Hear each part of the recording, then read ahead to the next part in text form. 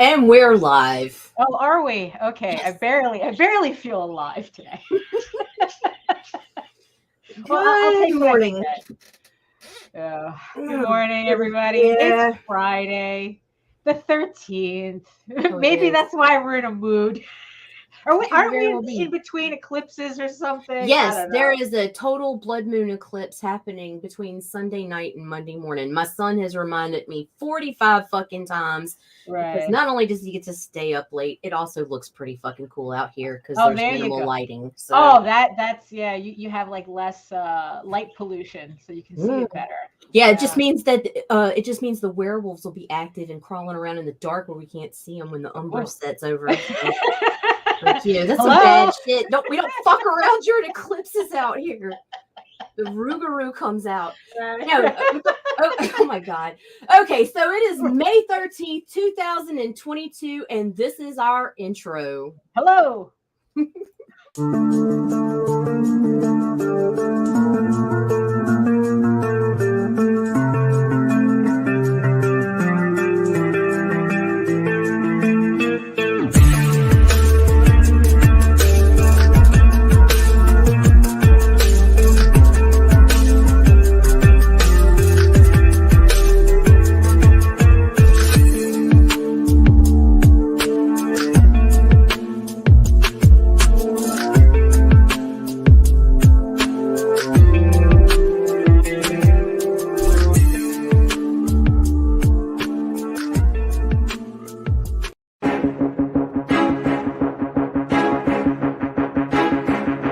Monty Moore.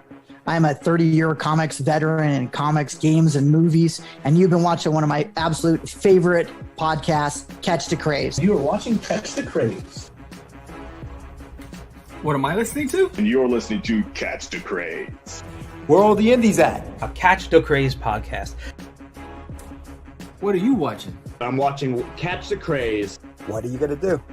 Subscribe now to Catch the Craze, the #1 show online for independent. Have you subscribed to? You are an independent. Catch the Craze! Making moves on your own. Catch the Craze! On your grind in the streets. Catch the Craze! Join the movement.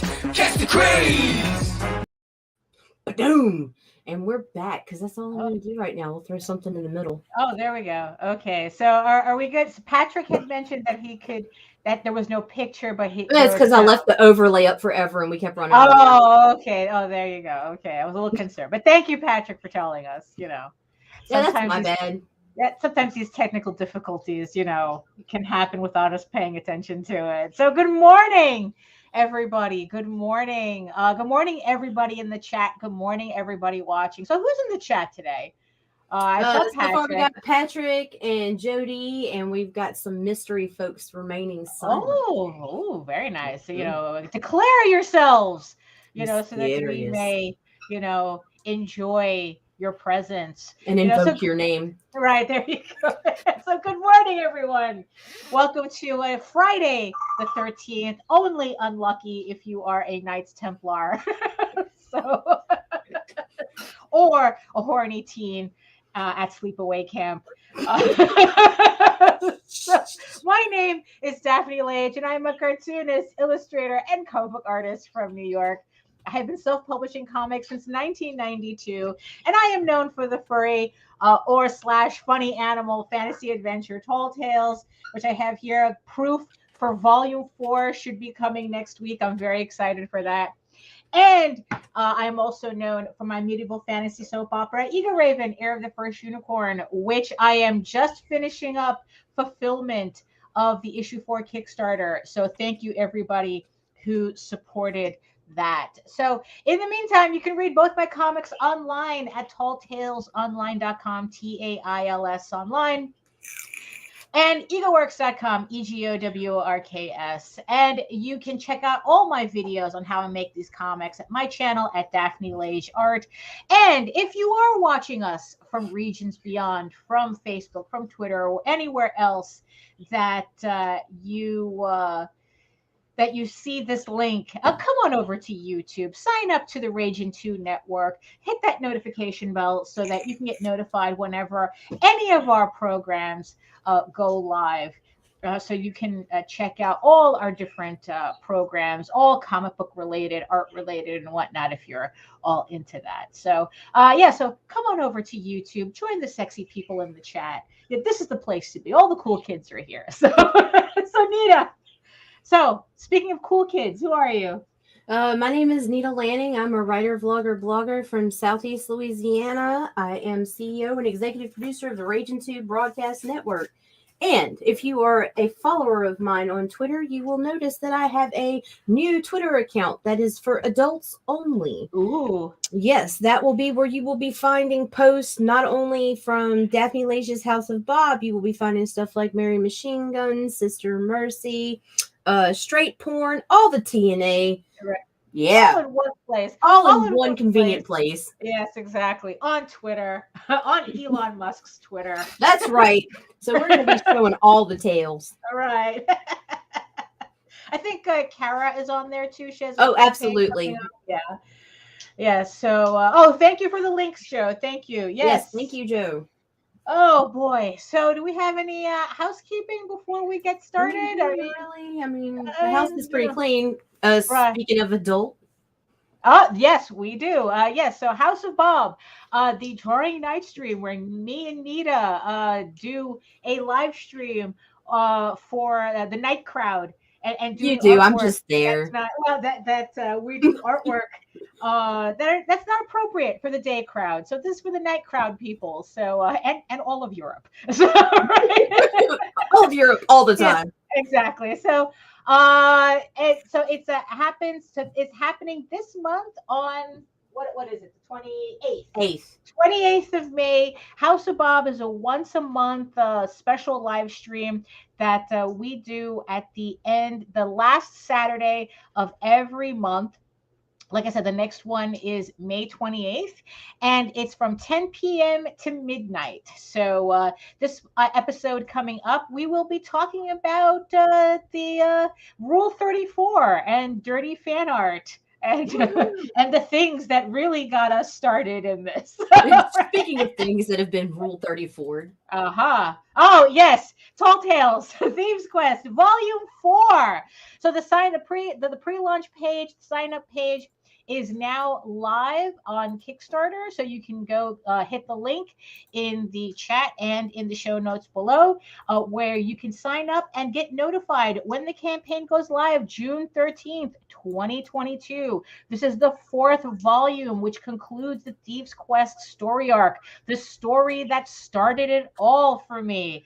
And of course, volumes 1, 2, and 3 will also be available on this campaign. You know how I am. There is no missing out. I work too hard on these books for people to skip volumes. No, the entire story arc will be available on this campaign.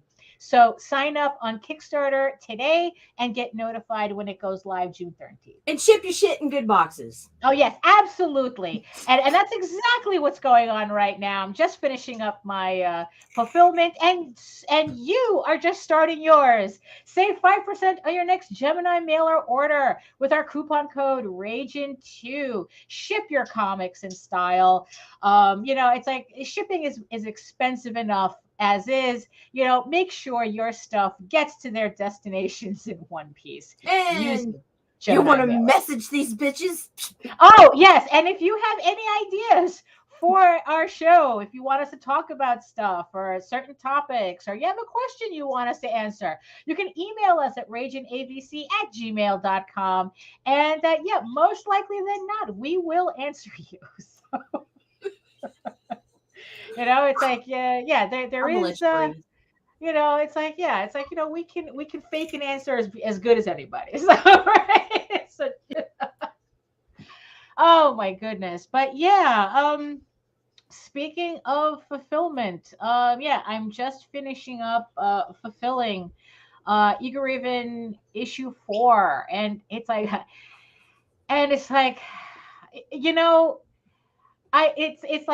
I don't know how people can be so flippant with crowdfunding and doing comics and stuff like that, because I'm just about done with it, and I'm already feeling the roller coaster go down.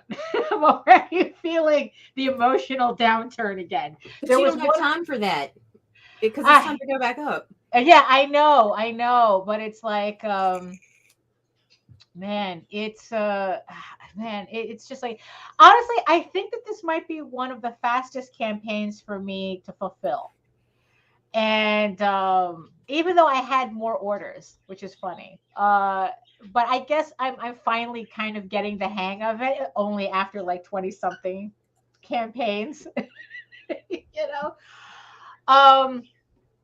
But yeah, I mean, it's just funny how it's getting I guess easier, and although I couldn't imagine having a campaign where I'm filling out like, I don't know, like 500 orders or it's gonna happen. 700 orders. It's gonna happen. It's like that would be nice. That would be nice.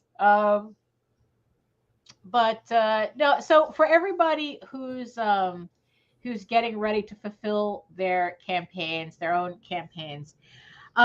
So the one thing that I really learned this time around is spend the money on a Dymo label maker. That was the big change that I did this time around. I've been eyeing one of these things for a while, but the price always kind of like put me off because I'm a cheapskate on top of everything.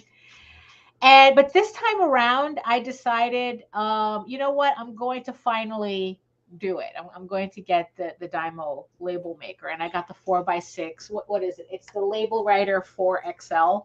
We are not sponsored by Dymo, although it would be nice. But we'd be happy to be sponsored by anybody except for Starbucks and Viagra. We don't need either one of those. Well, no, Starbucks would be nice. I could use what? Coupons. Fuck Starbucks after this morning. Oh, like, no. I'm dead serious. I won't even. No, you know what? Fuck you, Starbucks. Don't sponsor me. I'll totally delete this if you want to.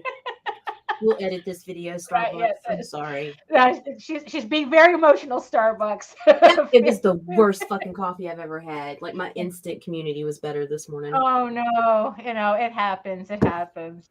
Yeah, but for fucking $8. Yeah, well, that's true too. Yeah, that's true. Yes, Joe. Yes. So combined with stamps.com, I mean, the Dymo label printer, I think was kind of like a real game changer for me. I mean, because before I used to just print out labels using a printer, and the labels, peeling off the labels and whatnot. And it's like, technically it's the same thing, but no, it's not. You would think it's the same thing. But the Dymo just made it so much faster, so much easier. It all comes out in one strip. I don't have to keep refilling paper. I don't have to buy ink. And the only thing that everyone has to remember, though, because these are thermal prints, do not put packing tape on top of the labels. That thermal ink that thermal printing will fade, will disappear. Oh, really? Yeah. Do not. That's crazy. Yeah. So you get that shit to the post office and you'll have a blank piece of paper, a blank label. That's nuts, because I always cover labels in clear packing tape because I'm scared the label's going to get fucking damaged in the package. Right. No, with the thermal ones, you have to. I was reading and they actually showed an example where it's like, packing tape will cause that ink to disappear. So yeah, do not put tape on top of if you're using thermal printing. Hail, copy Mark. Yeah. Hail, spam. It's like, I don't even like spam. So that was a game changer for me this time around. I think it just goes to show you that being cheap can only go so far. And sometimes you really do have to just break down and spend the money and do things the right way. So that's my recommendation this time around. So I know that really helped me. And also just, I don't know, just being more organized in general. The only thing though, the only hiccup that I had was that I realized that I had miscounted my sketch covers.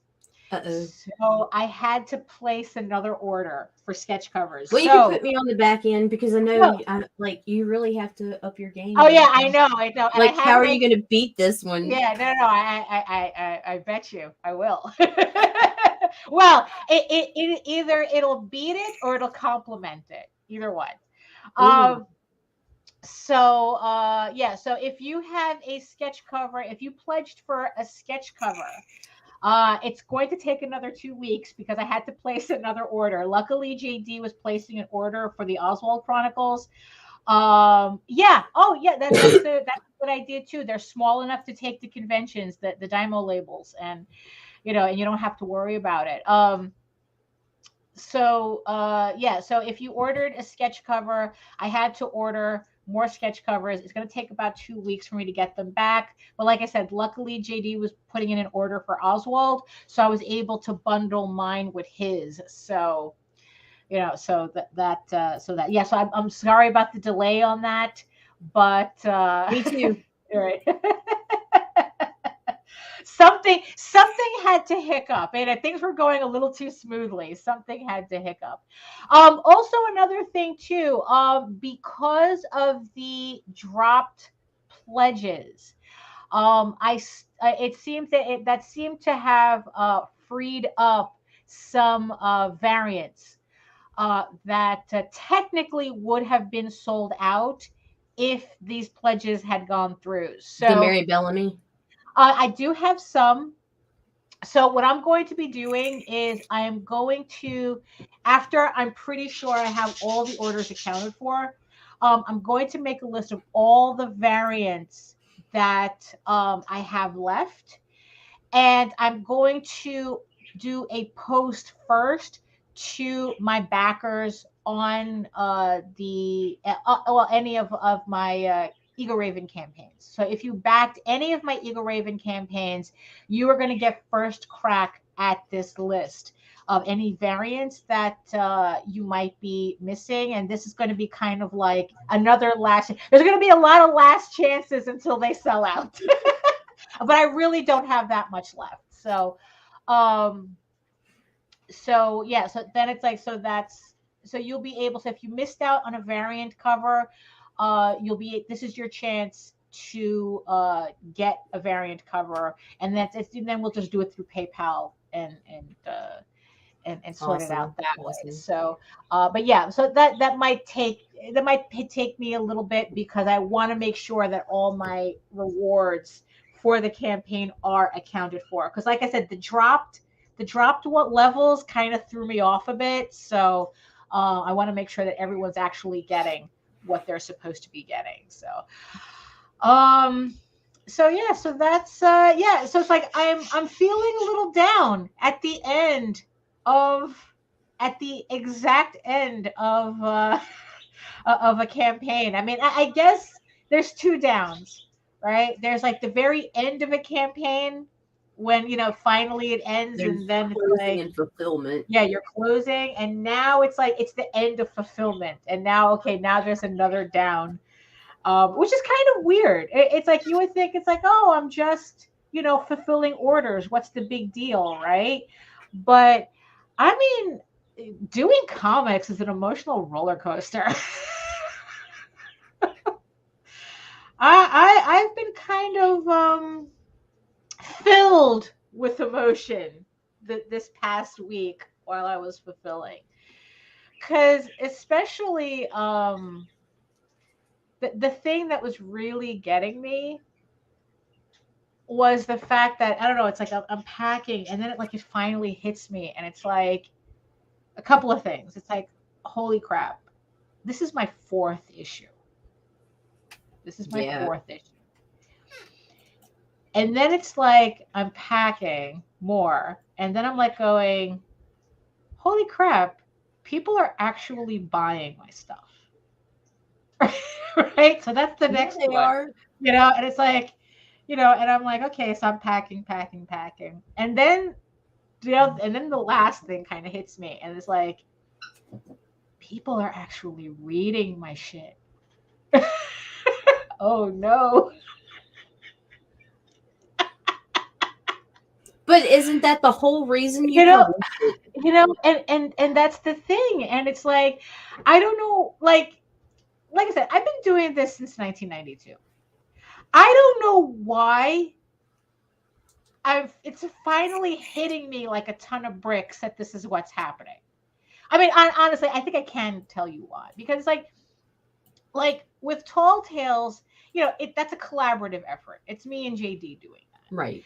So I don't know. It doesn't feel as intense because it's like, oh, well, it's my artwork, but it's his writing. So if they're reading it, it's his writing that they're reading, and they're looking at my artwork. And I don't know. It doesn't. I don't know. It's just like I feel like half responsible. I guess, it's like I'm half responsible. So like, if it's fucked up and shit, and nobody likes it, it's half his fault and half yours. No. They're liking it because they're enjoying his story. Oh my God, that's your insecurity is adorable. Right. No. Yeah, yes, exactly. So imposter syndrome on top of everything. So that's probably why. Yeah, Patrick doing maths. Yeah. Oh no, don't do the math. Don't do the math. You'll hurt yourself. So I don't know. It's like, but with Ego Raven, that's all me. The writing is me. The artwork's me. Everything's me. And oh shit. No, don't do the math. Please don't do the math. And I guess I just feel I feel a little bit more targeted, I guess. Realizing that it's like, it's like, oh my God, it's like, this is all me, so it's like, and it's all good. I mean, I don't know. It's just, it's like the fact that people, and that's the thing with issue 4 that I noticed from the previous 3 campaigns. That it's like, because issue 1 is an issue 1. Everybody buys an issue 1. It's like, okay, fine. And then there's the drop off. There's the drop off. And because it's an issue 2, everyone was buying issue 1, right? But then issue 3, I had more people than issue 1, which means that Patrick, cut that out because I already have a complex over this.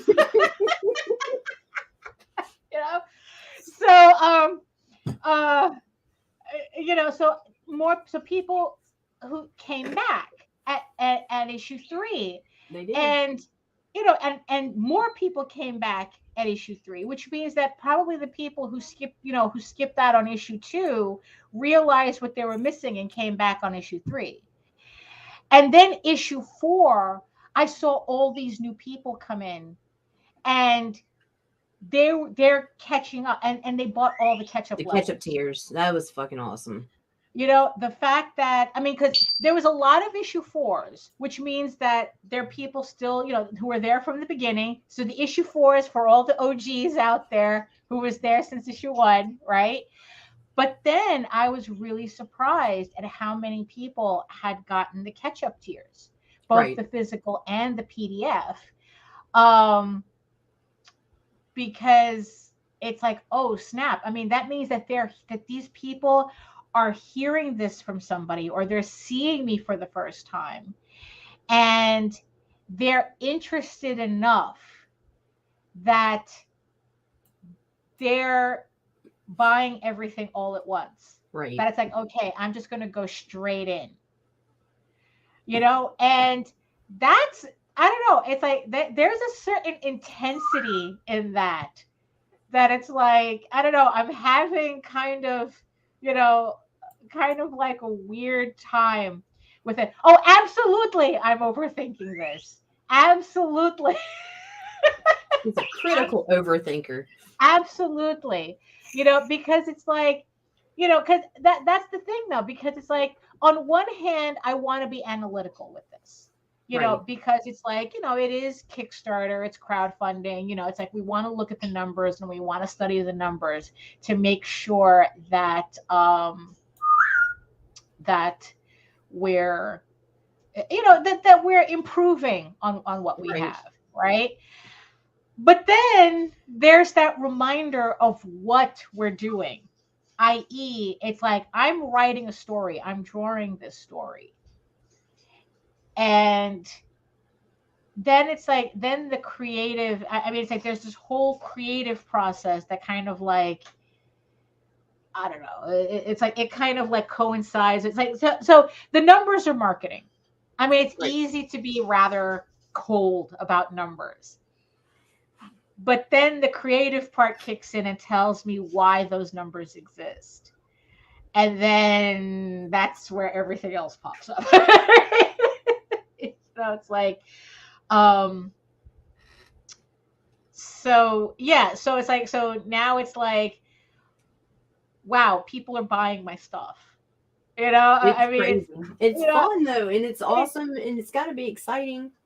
It's a whole. It's why Nita's not published. Right, exactly. It's like, it's, I don't know. It's a whole, I don't know. It's just a whole thing going on. It's like I said, it's part of the roller coaster of crowdfunding. That's why I'm always surprised at people who could just, I don't know, just crank stuff up and feel like that there's no emotional attachment almost.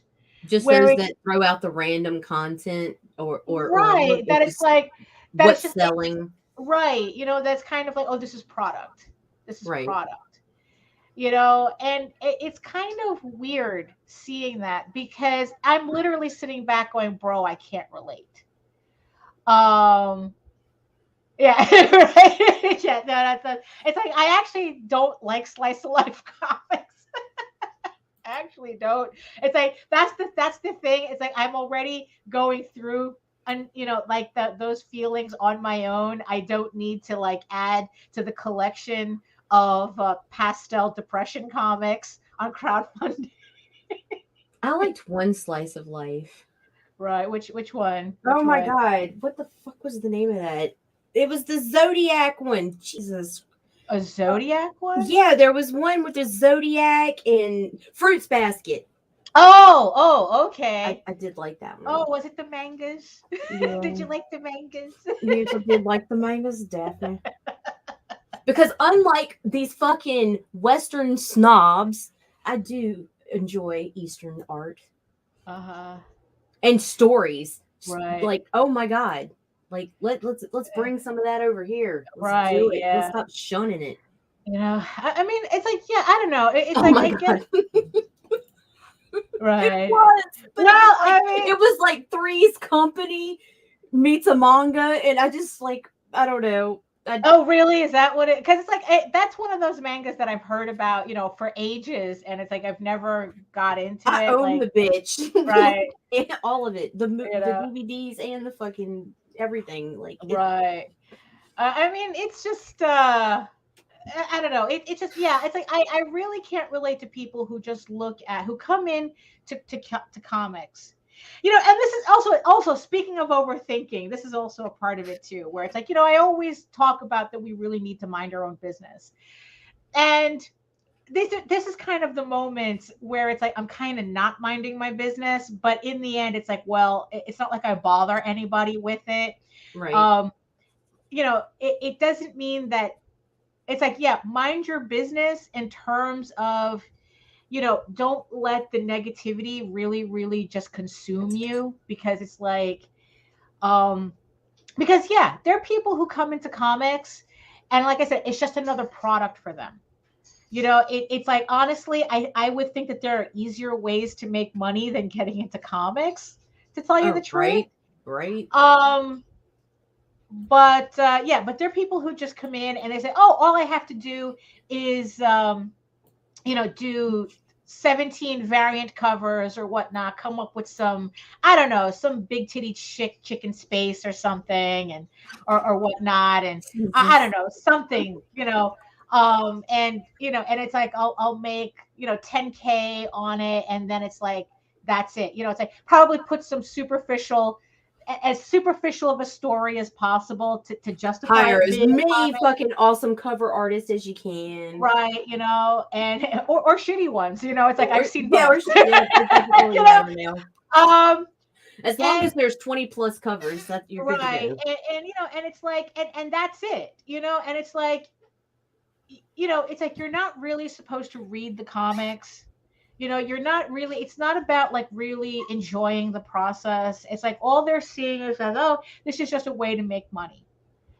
This is just a way to kind of like feel like I'm part of the creative community without being creative.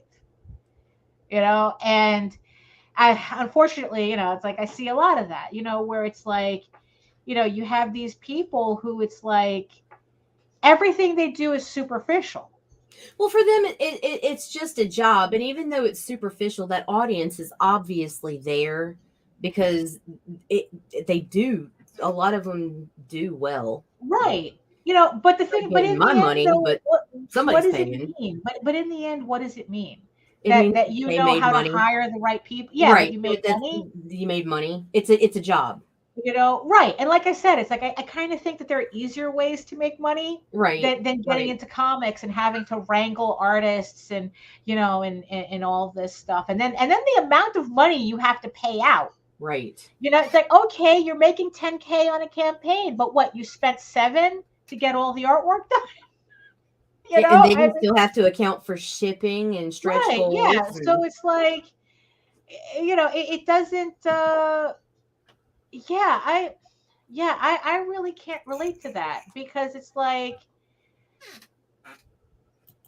I don't think I would be satisfied with a 10K campaign if I knew people were just buying the variant covers. Right. I mean, then it's like, then what? It's like I want, you see, and that's kind of like the irony of it. It's like, I want people to enjoy the work that I'm doing. I want people to actually sit down and read it and enjoy it and have it move them. That sounds so corny. It's like I want my stories to move people. Well, they do. Because Nita is proofreading my next couple of issues, and yes, my story seems to have an effect on her. So without any spoilers. So no spoilers. And that's it. And it's like that's, as a creative person, that's what I want. But at the same time, it's kind of trippy to realize that that's what my stories are doing. Yeah, exactly. That's exactly it. Right. And the thing is, though, and then it's like you have the people who literally have entire YouTube channels where they're doing 2-hour analyses of a 30-second trailer. And it's like, right. that's kind of like, what are you doing? That's only fun if you're e-fapping. Right. Yeah. That's it. Yeah, exactly. So we're at the half-hour mark already. I kind of forgot to do something. So why don't we run a couple of bumps and we'll be right back. Ooh, right. Yeah. So. All right. Where are we? Here we go. Okay.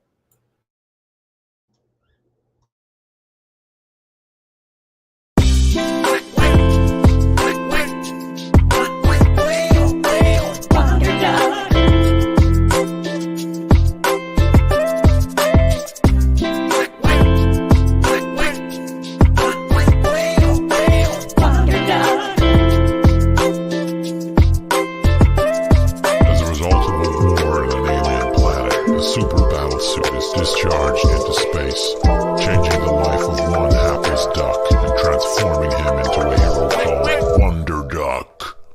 Hi, I am Joe D. McPhee. I am the host of From the Desk of a Small Press Publisher, and I want to cordially invite you to watch our show Saturdays at 9 p.m. Central Standard Time. On our show, we will have different guests as well as talk about the comic book industry and pop culture.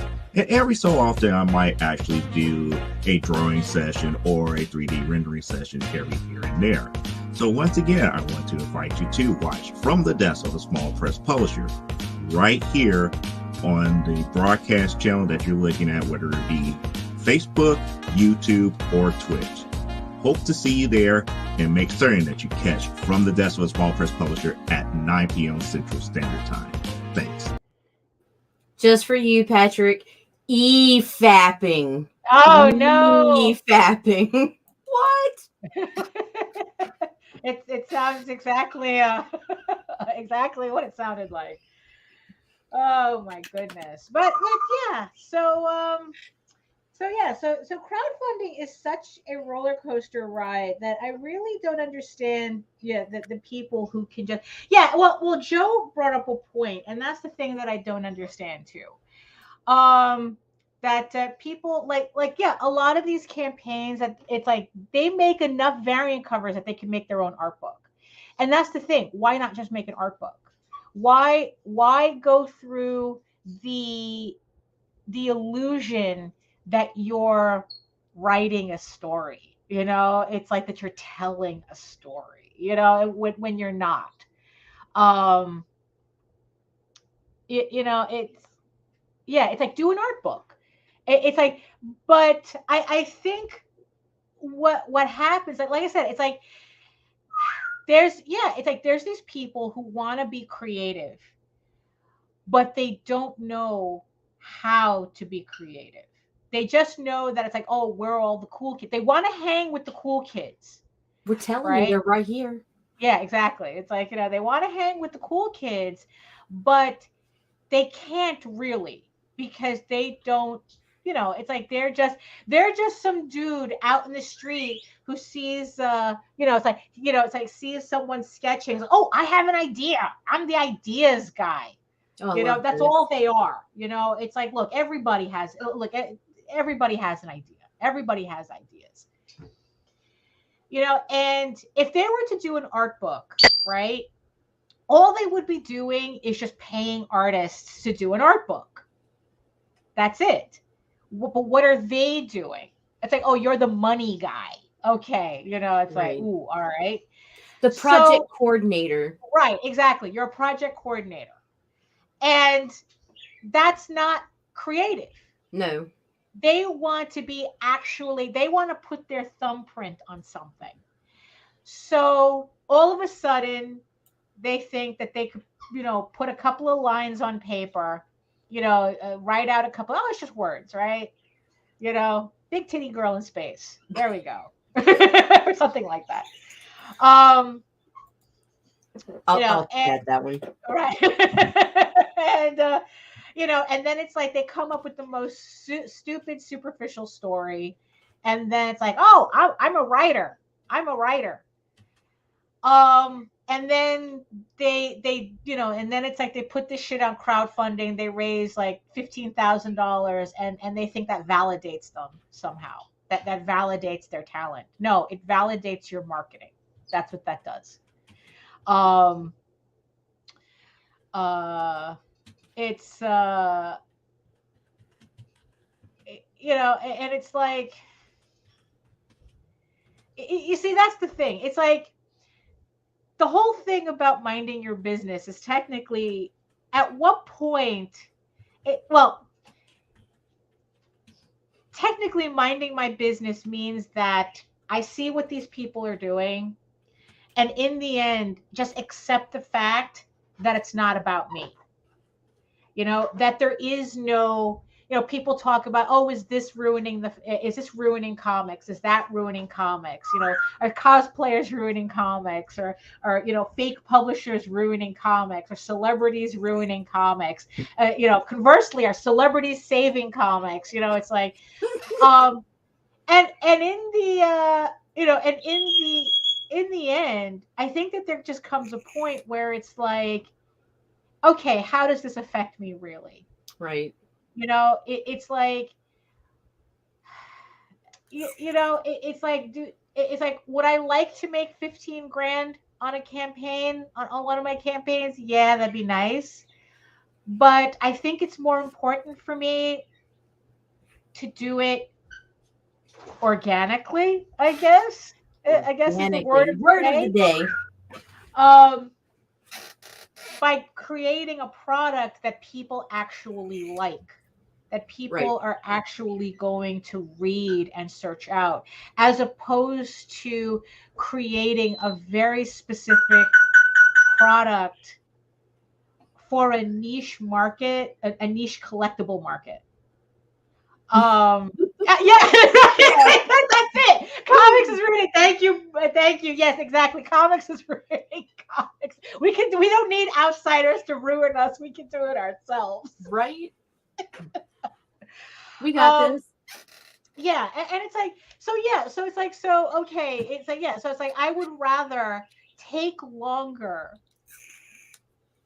to create a more dedicated audience than to use gimmicks to create a fake, kind of like a false sense of success. Does that make any sense? Does that make sense? No, yeah, it does. Because now you think you're the shit and you're going to label yourself as the creator. You're going to go on these shows and then you get interviewed and look like I can't say that. Hold on. You look like an idiot. Oh, well, yes. Because you have no concept of the creative process. And these are the questions that people want answered, and you don't know how to answer them, and then you end up looking like a fool. Like, I'm not going to say any names, but there was this one guy being interviewed, and he's like, "So what exactly do you do?" Ooh, and he just kind of sat there for a minute. He didn't have a fucking answer. Why? Because it's like because all he did was he hired a couple of writers, he hired a couple of artists, and he didn't even really have the idea. He just had a character design like that. I'm the publisher. I'm a and there we go. There we go. Project coordinator. Project coordinator. I'm helping you fucking idiots out. Right. Call yourself a project coordinator. Right. Yeah. It's like you're not even. I mean, it's like, at least in movies, you have the executive producer. That's the money guy. And that's the funny thing too. It's like in movies, it's like, yeah, that's what an executive producer is. He's the money guy. Right. He's the guy who's ponying up the money for this entire endeavor to happen. But the thing is, though, the executive producer never says they're the director. The director is a completely different thing. They're the money guy. They're executive producer. But in comics, it's like they want to have that direct access to that thing. Like nobody, like that person would never say, "I'm the money guy." They want to be like directly involved in that creative process, and like kind of like lay claim to something they have no right to have, to claim, Hold on. Swear to God. I was typing it as Patrick did it. He's like, I was like, it was a knife fight in Bethesda. Right. Look, she has 5 kids. Something was bound to happen.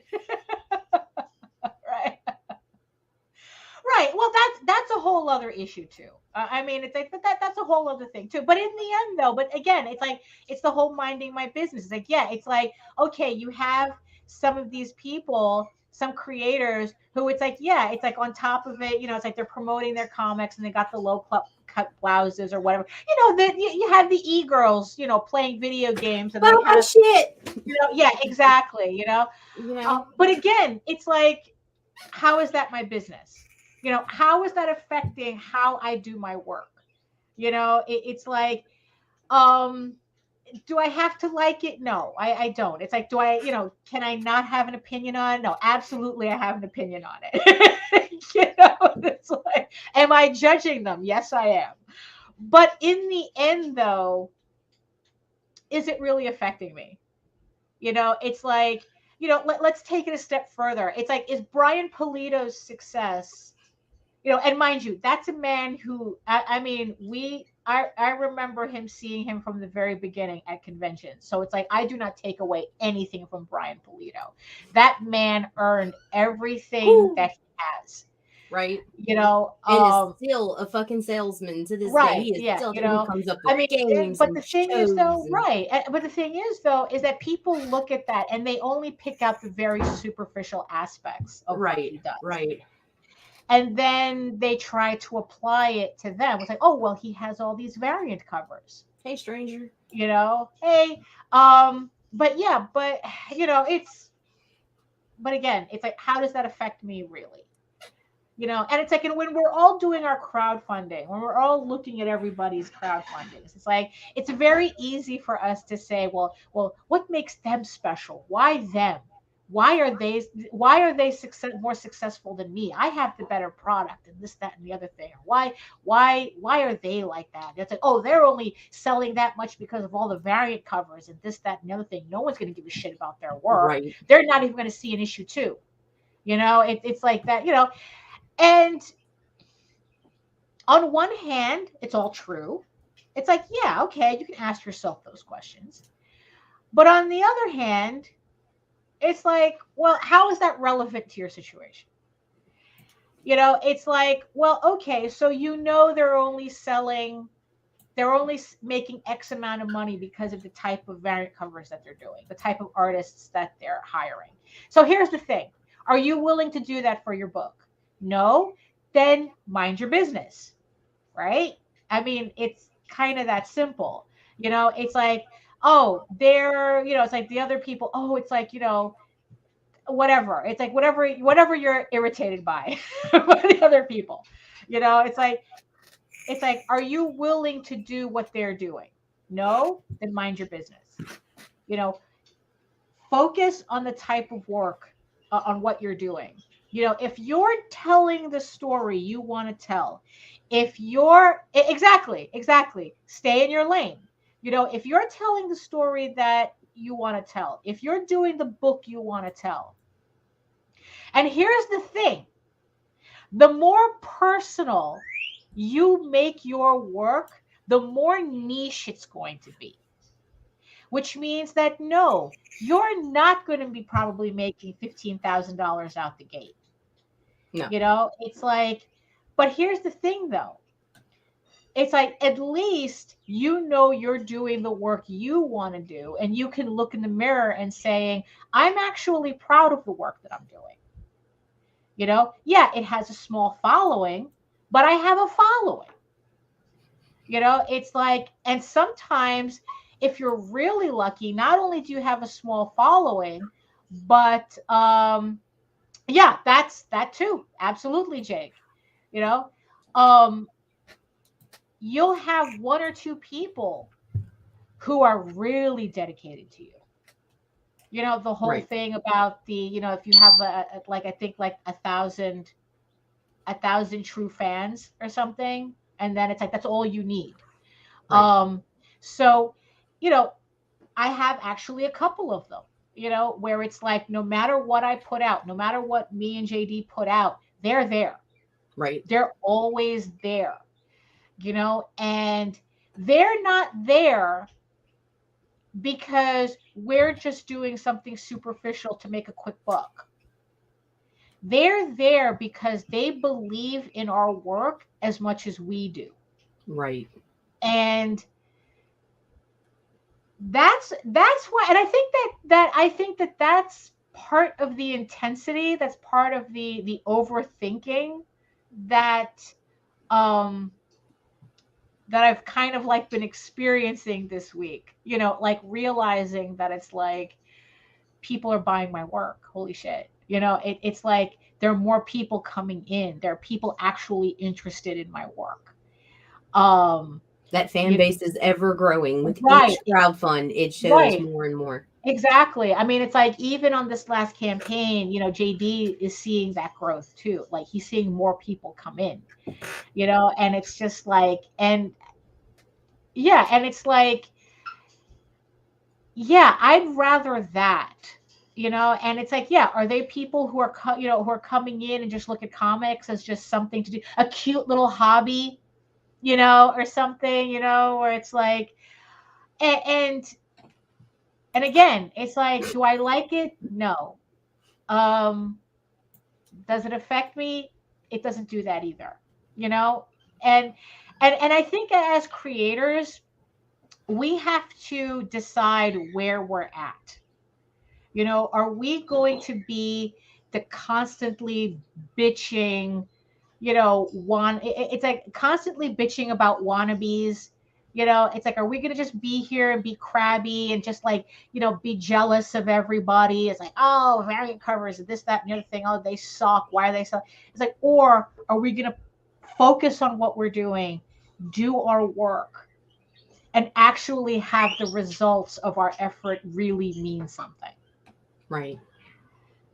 Yeah, and we have to remember that, because it's like, because you know, we see how negative everything can get, and it's very easy to be a hater. It is so easy to be a hater. I mean, it's almost my default setting sometimes. You know, it's like default to negative. You know, it's like, yeah, it's like and it's an effort. So, and it really is an effort just to concentrate and say, you know what? That's on them. If they want to put out what I consider subpar work because they're that desperate to feel like they're making something, that's on them. Right. You know, I don't have to like it. I don't have to. I'm not there. They don't need, look, they didn't need my permission to do it. They don't need my permission to not do it. You know, it's like they don't need my permission at all. You know, they're going to do what they're going to do. But at least I know what I'm doing is built on a foundation that's growing, that can actually support what I'm doing. You know, and it's like, and I think we all have to be reminded of that sometimes, you know, because it's very easy for us, you know. But yeah, it's like, it's just been kind of like a weirdly like up and down week for me while I'm fulfilling, like, these are the thoughts. Wow. You know, it's like, yes, thank you. Thank you. Because like I said, on one hand, study other campaigns. It's a good thing to look at other people's campaigns and kind of figure out what they're doing and applying that information to what you're doing, or not apply for that matter. Because like I said, there was a particular artist that someone had gotten to do a variant cover. And, you know, it's very, you know, slick and whatnot. And for a split second, I actually considered asking this person for a price list. But at the same time, I had to stop myself. And I go, you know what? This artwork is not really something. I mean, as pretty as it is, you know, in the end, it's not the type of artwork I want associated with my work. You know, even if it's very well done or something, there's a certain vibe to it that wasn't clicking with me. And it's like, yeah, the other person who got artwork from them, they sold a lot of variant covers and whatnot. But in the end, it's like, is that something I really need to get into? Because here's the thing with variant covers, right? Okay, so say if I spend $400 on this cover and it makes me, I don't know, $1,000 in sales, right? What happens on my next campaign if I don't have that same artist doing another variant? Right, because most of the time it's the artist's fan base coming in for the variants. It's rare that you'll find one of those that's just full of fucking covers that are coming in for the creator of the project. Right, exactly.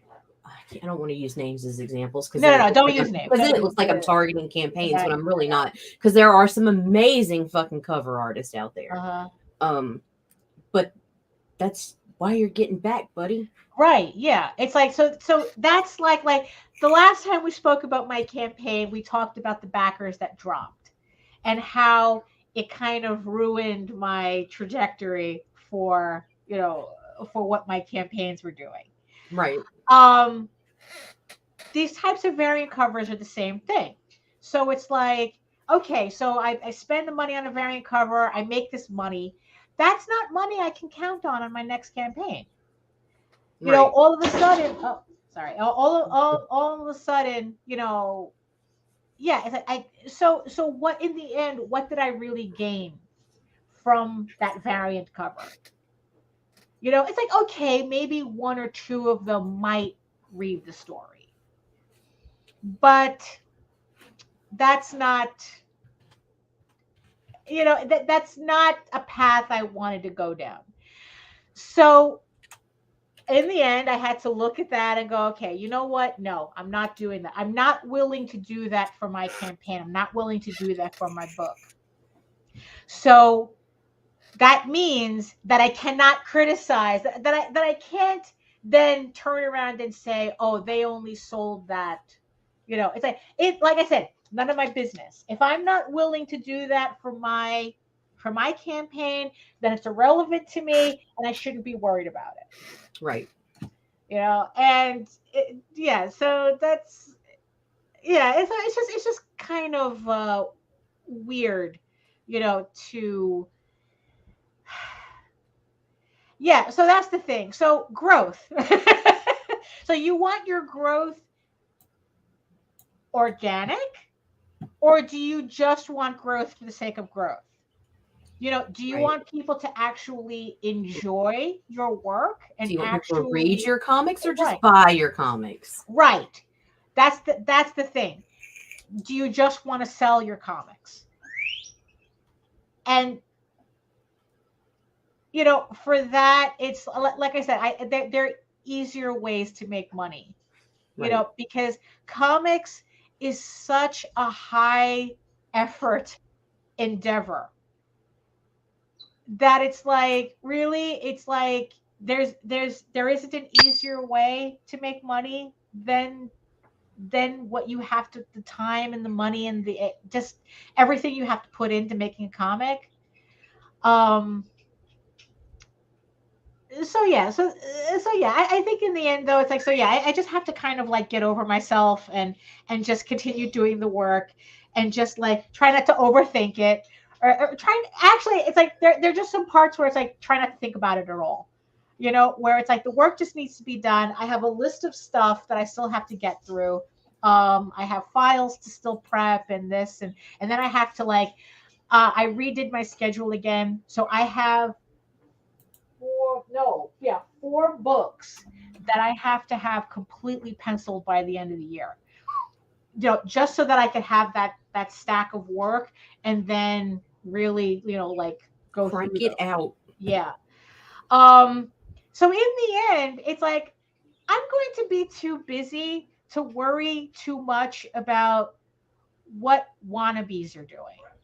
And I really do say that with derision. I really do. Because wannabes do really annoy me. A lot of things annoy me, but wannabes in comics really You're from do. New York. The entire state Well, of New Jersey that's our right, exactly. Yes, exactly. But you know, that's an age-old tradition. New York tradition is to shit on New Jersey. I swear to God. But yeah, it's like, so, but the thing is though, yeah, exactly. It's like you are your only competition. You know, everybody else is like, they're either there to either learn a lesson from or to serve as a warning to others. That's kind of, you know, what are you getting out of it? You know, you're looking at a campaign. Okay, is this a lesson or is it a warning? Right. You know, that in the end, it's like that's the only things you have to think about. In the end, it doesn't matter anything else. It's like, how is that affecting you? And is it stopping you from doing what you're doing? Is somebody else's success stopping you from what you're doing? And of course, it's not. Somebody else is not, unless they're physically putting a boot on your neck, nobody's stopping you from doing the comics. Stop giving them power. Right, exactly. Nobody's stopping you from doing the comics you actually want to do. So So I am not selling a product. I am selling a story. I am selling artwork. I am selling a part of my soul in every issue. You know? So if you ordered, so if you pledged to Eager Raven issue 4, your pledges should, I already did like 2 send outs already. I have 1 more batch to go out, hopefully by either later on today or tomorrow morning. That'll be at the post office. And then it's just going to be the stragglers left, the sketches that I have to wait on and whatnot. But so you should be getting, I mean, actually, it's like some of you should have gotten probably your packages today, or by next week, definitely. So keep an eye out for those. But just remember, for real, we do this for you. It's like, that's the thing. It's like, so it's like, I always talk about how, I'm doing my work for an audience of 1. But trust me, it's a lot more fun when everybody gets to enjoy it. So when you get your packages, I really do hope you do enjoy it. I hope you enjoy where the story is going. Take some pictures, tag Daphne. Right, yeah, hashtag, yeah. It's like... put a link to Daphne Lage art. Yeah, exactly. And realize, and just, and it's like, I'm putting myself out there for you. And I mean every word in that book. I mean every line. It's like, kind of like, it's like your mom's cooking. It's like your mom's comics. Except we're kind of more like the crabby aunties. We're your crabby comic aunties. We bitch so you don't have to. Right, exactly. So, but our comics are made with love. So remember that, So enjoy them. Mine are made with lust, but well, that's House of Bob. If you needed that House of Bob is, that's why we have House of Bob too. That's the other group. So on that note, I guess we bring this Friday to an end. So don't overthink it. Just do your work. Just don't overthink it. Don't be like me. Just pack your orders, fulfill your pledges, and just do the work. So and any final thoughts, Nita? Any final thoughts? I'm all rambly today. So there we go. So so there you go. So you don't have any better reason to end a broadcast than that. My eyeballs are floating. So we'll see everybody on Monday at 11 a.m. again. So join us for, hopefully we'll be a little bit more awake and less somber. So we'll get the eclipse out of the way. I don't think we were somber. I think we were okay. Right. So well, let's get the eclipse out of the way, and then we'll regroup on Monday. So on that note, as always, eat your food, moisturize, especially moisturize. Really, I had to do my elbows today. Moisturize your elbows. Right? Yeah, it really was. So moisturize. I'm serious about moisturizing, though. Mind your business, and do the work, because when you actually do the work, you never have to fake your accomplishments. So we'll see you on Monday. Thanks, everybody in the chat. Thank you, everybody, for watching. Remember to hit the subscribe button and the notification bell. Nita, take us out. All right. Later, taters. Ciao.